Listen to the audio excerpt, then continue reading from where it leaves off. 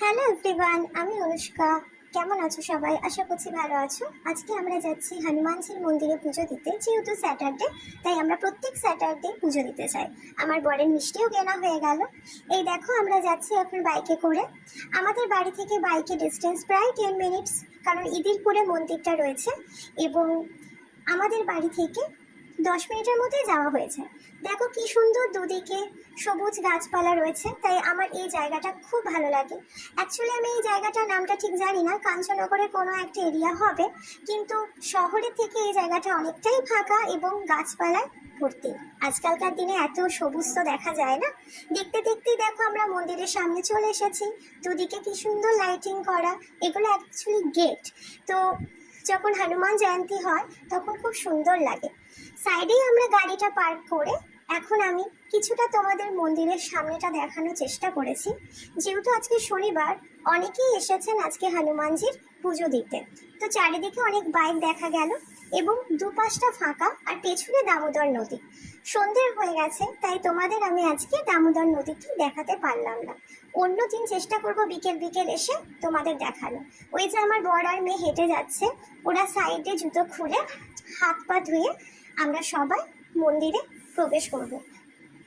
Actually আমাদের হাত পাগুলো বাইরে থেকে এলে নোংরা থাকে, তো এই দেখো সামনে দিয়ে আমরা মন্দিরের চাতালে উঠে এলাম। কত বড় এবং খোলামেলা চাতাল, দেখতেই পাচ্ছ কতজন বসে আছে। আর ওই যে সামনেই বজরং বলির মূর্তি। আমার এই মন্দিরটি দারুণ লাগে, কারণ পুরোটাই খোলামেলা একটা পরিবেশ এবং অনেক অনেক লাইটিং করা এবং খুব ফ্রেশ একটা হাওয়া পাওয়া যায়। আর যেহেতু হনুমানজির আমি বড় ভক্ত, তাই আমি এই মন্দিরে এসে প্রচুর শান্তি পাই। ওই দেখো আমি দাঁড়িয়ে আছি এবং সন্ধ্যা আরতির সময় প্রার্থনা করছি সবার সাথে। তোমাদের কিছুটা সন্ধ্যা আরতি দেখানোর চেষ্টা করলাম। এখন ভিডিওটা করেছিল আমার বর। কি সুন্দর লাগছে দেখো হনুমানজিকে। আর হনুমানজির মাথার উপরে রাম, সীতা এবং লক্ষ্মণজিরও মূর্তি রয়েছে, সাথে আরো অনেক দেবদেবীরও মূর্তি রয়েছে। আরেকদিন এলে আমি তোমাদের ভালো করে মন্দিরটা ঘুরে দেখাবো।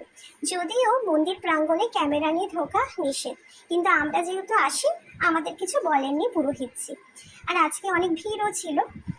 তো সন্ধ্যা আরতি হওয়ার সাথে সাথেই ওই দেখো বজরংবলীর মূর্তিটা তোমাদের দেখালাম। আর এই যে নারায়ণ শিলা আর এই যে সমস্ত মহাদেবের মূর্তি, এগুলো পেছনে দামোদর নদী থেকে উঠে এসেছিল। পুজো শেষ, এখন বাড়ি ফেরার পালা। তোমাদের এই ছোট্ট ব্লগটি কেমন লাগলো আমাকে অবশ্যই কমেন্ট করে জানিও। জয় জয় শ্রীরাম, জয় বজরংবলী কি জয়। সবাই ভালো থাকবে।